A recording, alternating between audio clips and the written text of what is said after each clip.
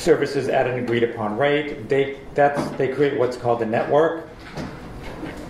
And health insurance companies can create different provider networks to develop different health plan options, as you know, and we'll get into this in a little while as well, and later on in this deck.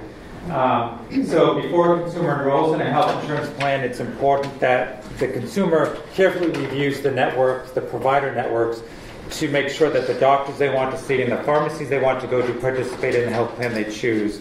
I'm probably going to repeat this last one in different ways many times, and I don't need to hit you over the head with it, but it's really important that they understand that. And we'll actually go through a walkthrough on how to find a provider. So the concept of managed care, I'm sure a lot of you already know what managed care is. Nearly all the health insurance companies we use managed care to deliver health care services. It's a way for health insurance companies to manage the quality, the cost, and the access to these services. With managed care, the companies develop contracts with providers to create networks that will develop care to the consumers. There may be limits on benefits or additional costs to consumers if they use out-of-network providers or non-contracted.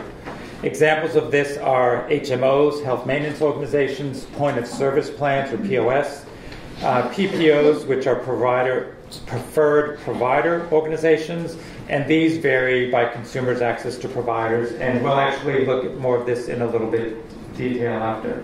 As an alternative to managed care, health coverage can also be delivered through fee-for-service or FFS plans. These are also called indemnity plans, and this allows consumers to choose their providers, and the health insurance company reimburses providers a portion of the total cost for each of the service that the consumers use.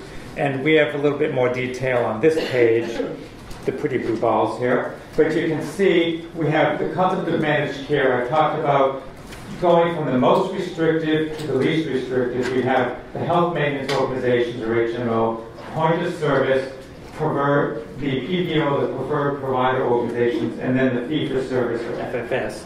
And basically, we'll get into more detail as we go through these as well, in terms of what we mean by most restrictive to least restrictive in terms of for the consumer. So how do I get health insurance? How can I get it? You as navigators may need to explain the different ways a consumer can get health insurance if you don't already do it. As you know, health insurance programs can be run by a private organization, including nonprofits,